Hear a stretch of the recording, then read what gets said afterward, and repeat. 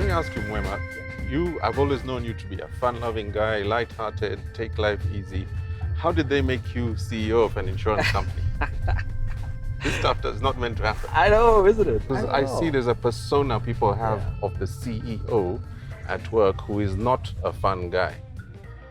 But I also think sometimes people want that kind of thing.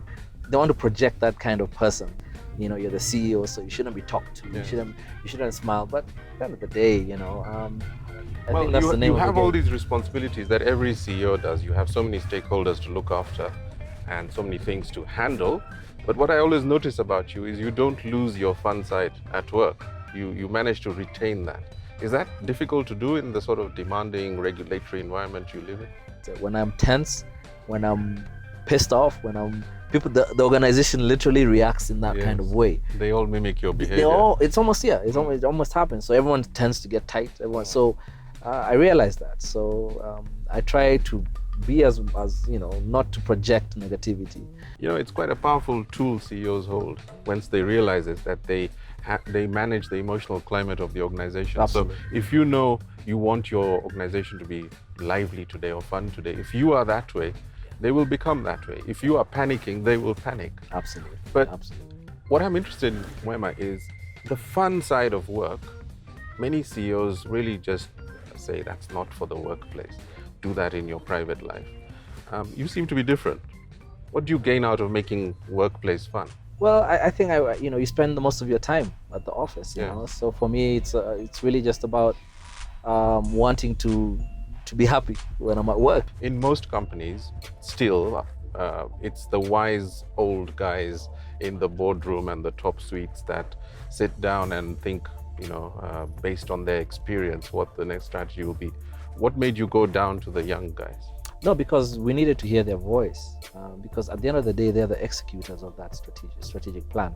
So you cannot alienate them. And then it's also got to be able to be, you even talked about it in your classes, you've got to even be able to retranslate it. So they bring it, we translate it to the board. Yes. Then from the board, we retranslate it back into these young guys. So I just felt strongly about having the young people kick this off. But there are no risks you're running by making the workplace fun, because many CEOs would tell me, hey, once you relax too much, people lose sight of their responsibilities, they dress badly, we get a bad office culture, professionalism goes.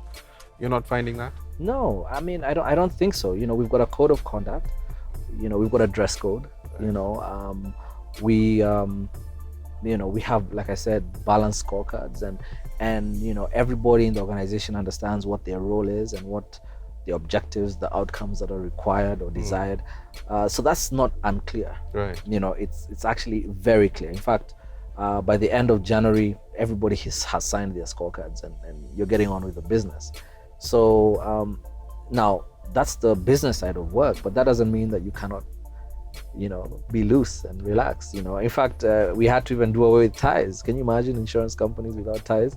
So no one wears a tie? No, we don't. Of course, unless you're doing a meeting with a regulator or a customer, then you can.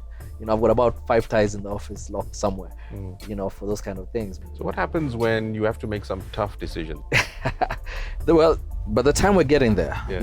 we've had a lot of engagements. Okay. At least, if someone is not performing, it is what it is. It's Right. really not your fault, because you've given them every opportunity to perform. And if they don't or can't, then you make that call, and that's what it is. Unfortunately, there's this sense that once you take on such a role, you come armed with a series of masks which you have to keep putting on and off. There's a lot of emotional intelligence that these guys have. So I think they can spot a fake pretty quick.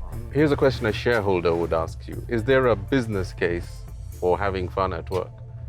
How does it help the business?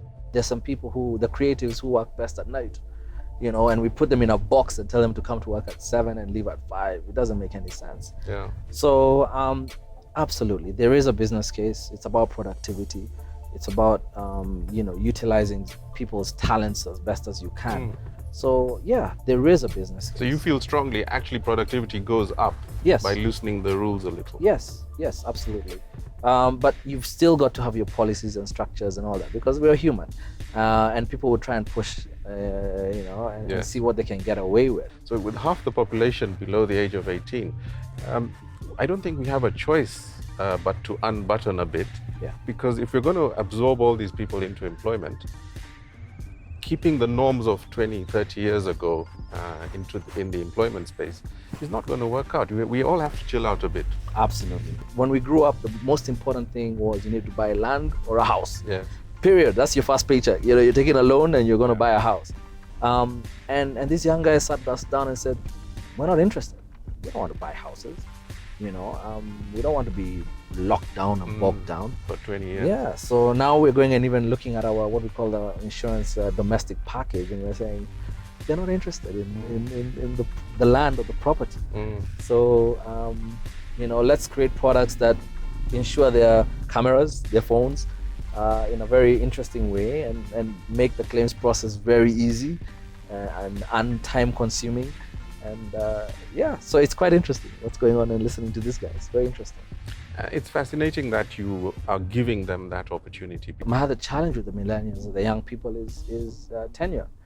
They just don't stick. Yes. And you can invest, in all this stuff, the talent management and succession, and you invest in welfare programs like we're doing all this, but and if they give you 2 years, it's a long time. I think so, yeah. In fact, that's what I just have in my mind. Yeah. Because even as a CEO, it's emotionally draining when you invest, you see a talent, you invest a lot of time and training and even mentoring, and then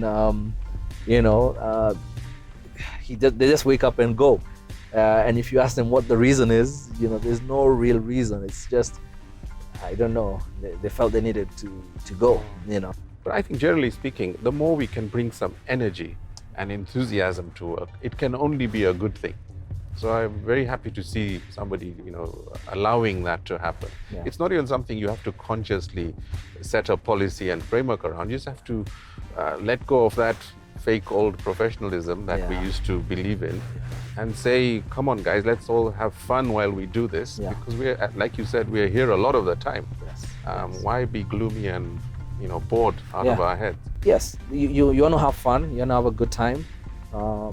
There are days when it's not a good time, there are days when it's serious and tough. There are days when it's the regulator inspecting your offices. There's a day when the board of directors are there.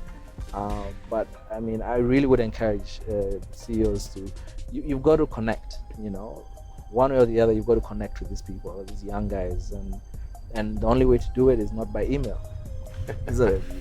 It's by face-to-face interactions, making yourself open, and ready to discuss, touch base, and trying to remember, your kids, how they're doing, just trying to do that stuff. I think it makes a little bit Which we do in our ordinary lives. Yeah. We try to be human with everyone we meet. Yeah. And it's just a question of bringing that to work. Yes.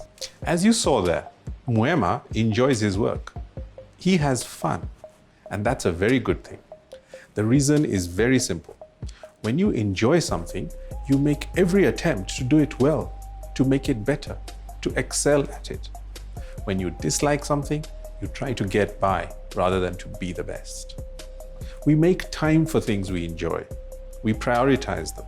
We devote our attention to them.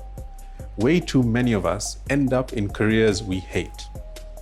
I come across this phenomenon repeatedly in my leadership program. Most of us are brought up to think of enjoyment as a sideshow, something you do away from work, something which is even vaguely sinful. It is not any of those things. Enjoyment is the cornerstone of success. Take a look at any truly successful persons you know, and then observe how much they obviously love what they do. See you next time on The Backseat.